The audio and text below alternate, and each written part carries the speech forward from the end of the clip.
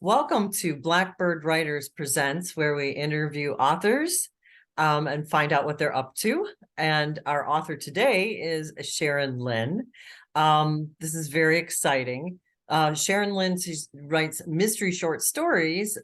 She's Carn Diem and on Tap were published in anthologies by Malice Domestic and Sisters in Crime Desert Sleuths. She's been in more anthologies than that, and she's also was in Recipes to Kill For, which I have. Her latest short, A Final Curtain, appears in Malice Domestic's Mystery Most Theatrical. But Sharon has other news for us, which I'm very excited to share with you today. Welcome, Sharon, first. Thank you so much. But you are making the move from short stories to novels. I am. So my first novel, my debut novel, is coming out hopefully December of this year. I haven't quite gotten my red line yet, it's back yet. So, but December, January, somewhere around there. My first novel, it is about a college sophomore who gets an international internship at the Roman Baths in Bath, England, and discovers a severed human ear on her doorstep. So that's a little disappointing for her. She feels like she has to figure it out, or she'll become the next victim, or maybe get deported. She doesn't know. She's 19.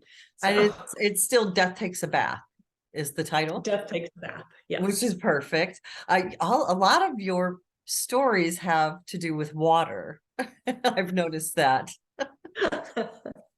Well, I hadn't actually, but yeah, because Carne Diem is in a marina, right?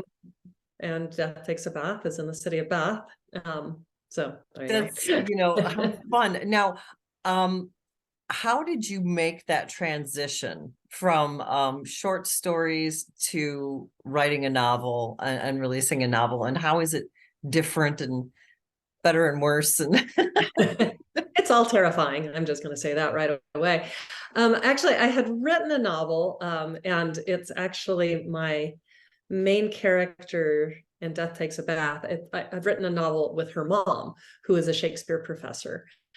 And that was my first novel, and I wrote it, and then I sent it to beta readers, and I changed a whole bunch, and I started going to conferences and learning more, and changed a whole bunch, and essentially turned it, I Frankensteined it. It was just like there's so many pieces tacked onto it that everybody said, these are great characters.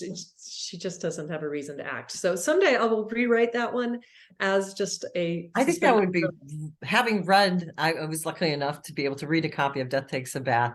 I would love to see that. That sounds like a lot of fun. Your character is a lot of fun. She's also 19. Yes. And I was wondering, how did you tap into the mindset of a 19-year-old? I am a college professor, so I am around, 17 to 25-year-olds pretty much all the time. Oh, okay.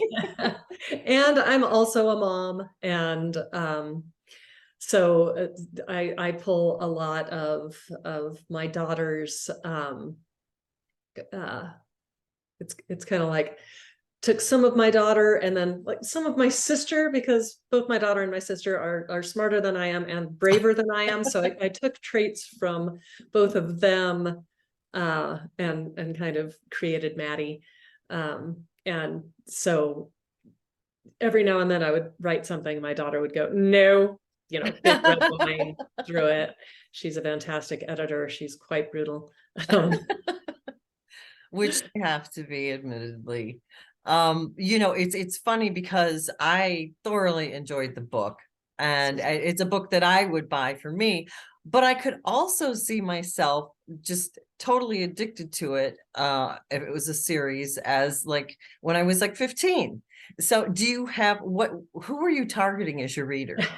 Well, I wrote the first draft for my daughter because she asked for a mystery book that was for somebody her age, and she's like, and set it someplace exotic like Italy. And well, I've never been in Italy, but I've lived in Bath when I was about that age, and my sister was when we were there, my sister was 19. So I'm like, right what you know. So I love the city of Bath, and I was, we were there when I was a teen, and then my husband and I've been back multiple times, and it kind of feels like home. So it's and it doesn't change a lot. So it's like, Oh, that's gee, I true. wonder if that thing is still there. It is. Did you would you have set it in Bath if she hadn't set it someplace exotic? What would have been your second choice as far as a locale? I mean, it plays so much into the story, but for a different mystery.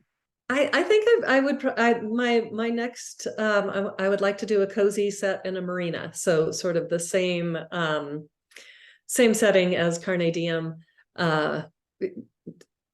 Marinas are great places for cozies because they're like this self-contained little village full of really interesting characters. And I'm a little bit terrified of the ocean. I grew up in Illinois. I'm a little terrified of it. So just having it in the marina, even with the short story, I was like nervous already. Okay. You're gonna fall in. There's absolutely no, you're just gonna, your concentration's gonna go, and you're just gonna fall in.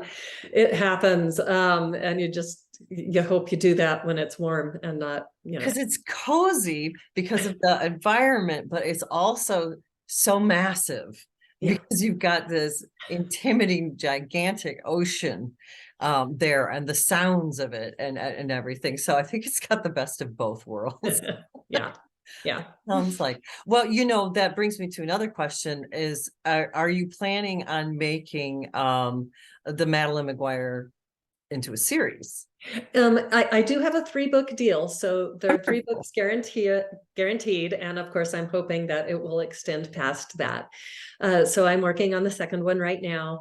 I just got a contract for an audio deal. So Cindy Bullock at Birch Lit negotiated that with my publisher, and so the entire series will be on Audible as well, and that's going to be released in July, I think is the date for that. So yes, very exciting. So we did go back to Bath last month for me to do research on the second and third books. Okay. I'm halfway done with the second book, but now that I've talked to some people, I'm like, okay, I need to change that.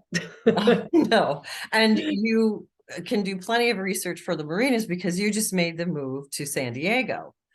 So, actually, the move I just made was to the mountains, but I do have a boat in San Diego. So, that's moved around a lot. Yeah, so you're in the mountains now. I was wondering because you came from the desert.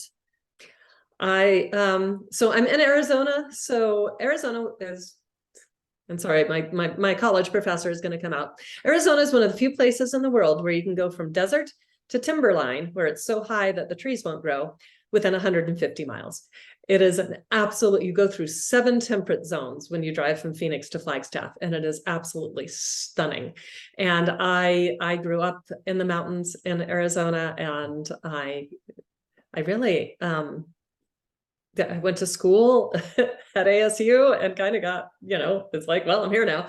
And so coming back up to the mountains is really, really wonderful, and I'm very excited. And do you think the change in your environment, what you're looking at every day, do you think that that's going to affect like the settings of your mysteries? Oh yeah, Arizona, Flagstaff is a international dark city. It is it's where the observatory that discovered Pluto is. And so they keep it really, really dark for the observatory, and the Naval Observatory is here. There are all kinds of observatories. And so the street lights are sodium arc. They put out like 0 light. And you can see the Milky Way. You go outside, it's really high. We're well over a mile. It's a mile and a half high. It's 7,000 feet. You can see the Milky Way with your bare eye. And it's I often refer to it as werewolf dark because you go outside and it's just like, oh yeah, there are things in the woods. Oh So gosh. Well, so it's yeah, I think there's some sinister things that will be happening yes, based on what I'm looking at. it is good. My parents are in Fountain Hills, which is also a dark city. And when you drive out at night or you go someplace at night, there is a creepy element to it. And they're not even like surrounded by mountain. I mean by forest or anything. But you know that there's like coyotes walking around across the street. Everywhere. And my newly my most hated animal in the world right now is roadrunners. Because my parents had a roadrunners nesting in their backyard, and they are That's awful, cool. awful, vicious creatures. Oh. Well, there's that, but they're so cool. I like lost all the cuteness of the roadrunners. So like the third time I saw them bashing the head of some poor thing against a rock so they could eat it. And I'm just like, oh, get rid of the You roadrunner. can, you watch a Roadrunner for a little bit and then watch Jurassic Park. You're like, oh yeah, That's oh where they yeah, got it. that's where they got it. And I was very upset about the disappearing quail babies.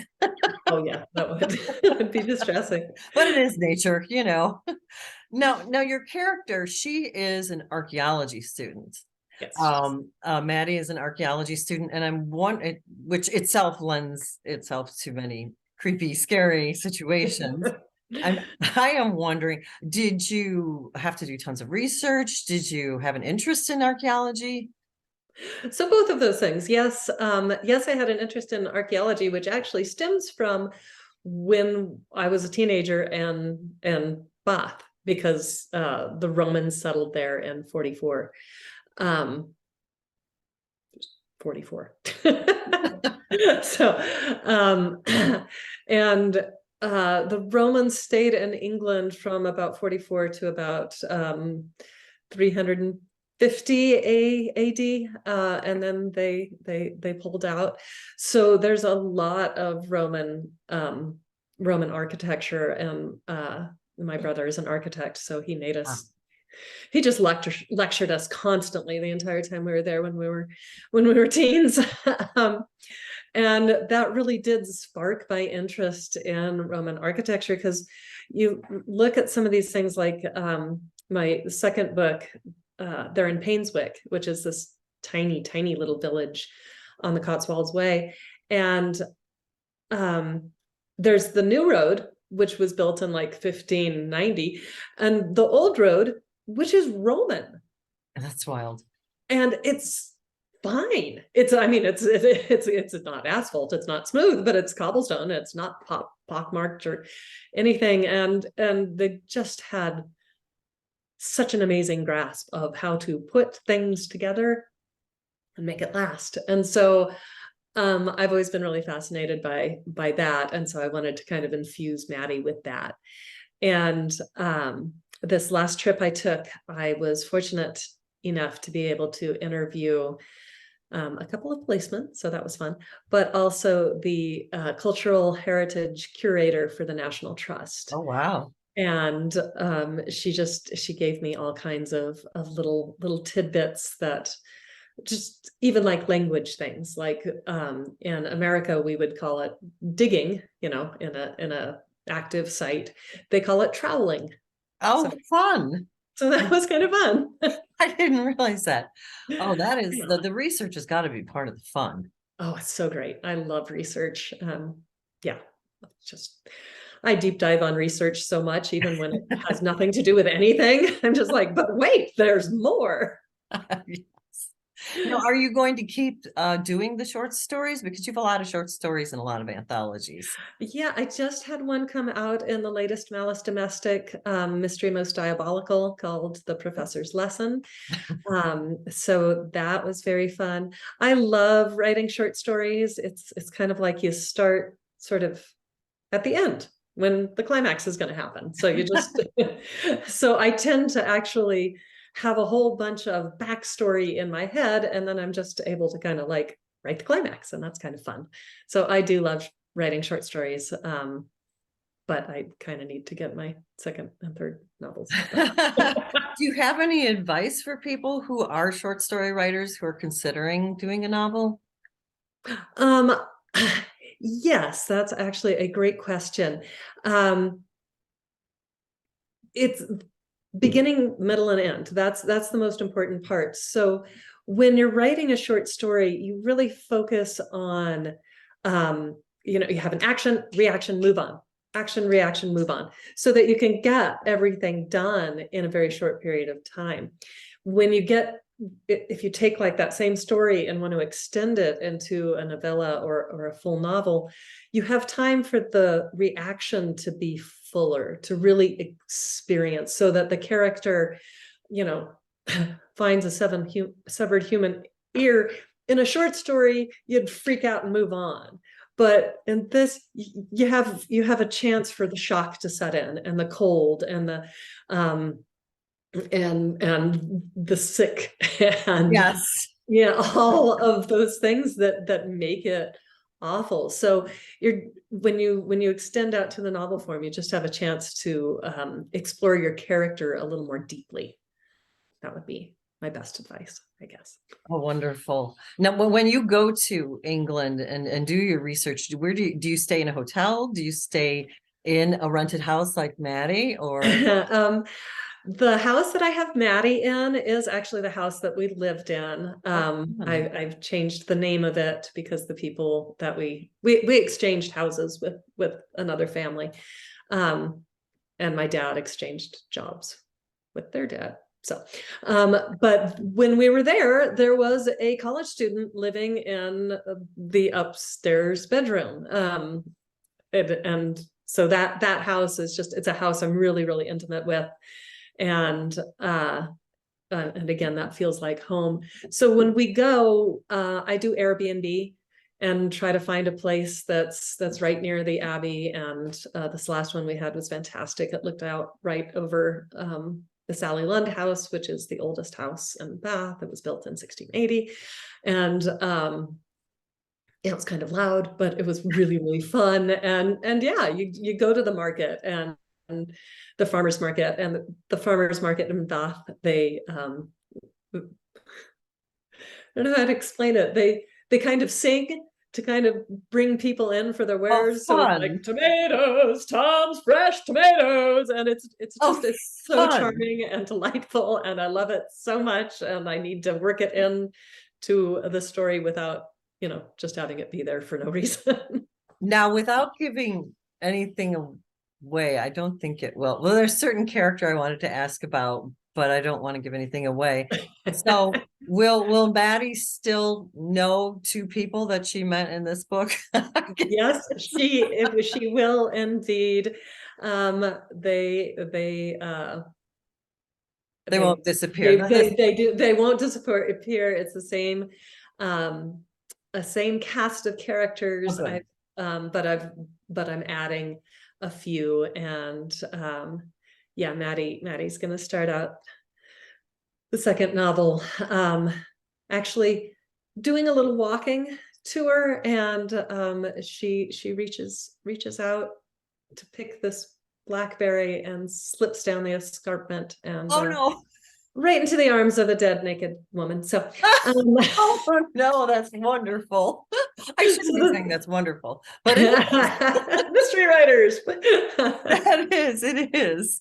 Oh my God. So the second one is called Death Takes a Fall. Oh, that's great. That's perfect. I can't wait to read it. And as far as well, I'm hoping that you have time to work on that something in taking place where you're at in Flagstaff, because that is such a, I mean, I've been there before. It's such a cool environment too. Like, it just screams murder. I mean, it really does. For mystery writers, it does. Right. Somebody needs to die around here. Exactly. And Flagstaff, just like Bath, they haven't had a murder in Bath since like 1974, and they finally just solved it. Oh no.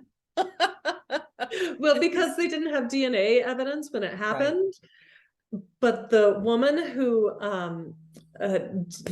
did all the investigating, she cataloged everything so perfectly and preserved everything so perfectly that when they reopened the case, all of the stuff was there and they solved it. And just, went and knocked on the guy's door, and his wife was like, "What's happening?" "Well, I'll see you later." And he's like, "No, you won't." There's Oh actually my gosh. a kind of true story crime that the cold case officer wrote about that. Oh, very And cool. and it's really just, if you like procedurals, it's really, really fascinating. Wow. But that was like the last time somebody was murdered in Bath. It is like they don't even have a real police station anymore. It's just kind of like a tourist and police. Oh, wow. It's just one of the safest places you can ever be. Really? Oh, that's very cool. That's very So I just drop dead bodies all over it. Other people reading it are like, oh my, maybe it's not as safe around here as we thought. Yeah. Now, can I ask, I can guess, what kind of professor are you? Well, I do teach Shakespeare. So that's why I made Maddie's mom as a Shakespeare professor.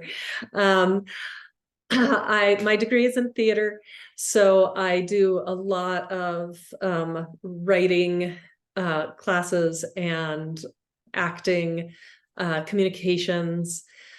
I also do a lot of movie theory, kind of like the aesthetics behind the scene and lighting design, things of that nature. I teach. Oh, that's wonderful. Because I was wondering with your interest in archaeology and Shakespeare, he is old. Have you ever considered like a historical? Whenever I start down that road, I deep dive on research and don't get anything done. Is part of it. But also I don't know. I like my favorite cozy writer is Rhys Bowen, and I absolutely love the Royal Spinus, and it's like the 1930s, and what happens is I just start reading somebody else's, and I'm like, oh no, that's good. I'll read that. Yes. So I actually love historical mystery. I just got into Michelle Cox's Henrietta and Inspector. I've forgotten his last name.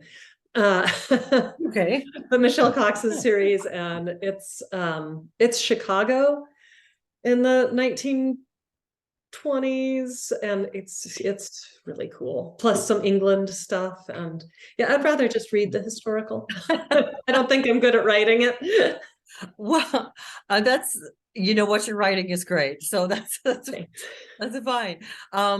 So where can people find you and follow you? Do you have a newsletter or website? I have actually Blackbird Writers is my that's where I send people for a blog, because I have to admit it, I'm bad at blogging. I don't. It takes a lot of time. Well, and it's not just time. It's like, well, nobody wants to hear about that. And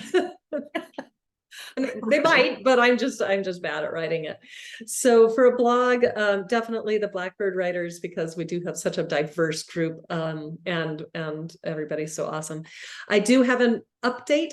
It's not really a newsletter, it's a quarterly update. So it wouldn't clog anybody's email up. So it's a really good thing to sign up for. It's at SharonLWrites.com. SharonLWrites.com. And right now you're working on that next Madeline McGuire mystery. Yes. Wonderful. Thank you so much for taking the time to talk to us. You can find this interview and lots of other author interviews on blackbirdwriters.com. And thank you again, Sharon. Thank you, Jackie.